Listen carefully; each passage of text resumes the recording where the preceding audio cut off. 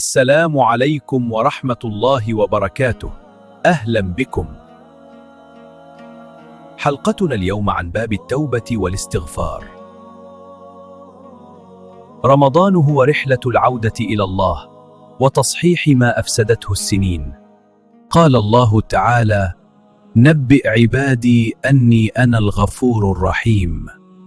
لا تيأس من نفسك، فالله يريد أن يتوب عليك ويبسط يده بالليل والنهار. يقول البعض ذنوبي كثيرة، ونقول لهم رحمة الله أوسع من كل خطيئة. دمعة ندم في ليالي رمضان قد تغير مجرى حياتك إلى الأبد.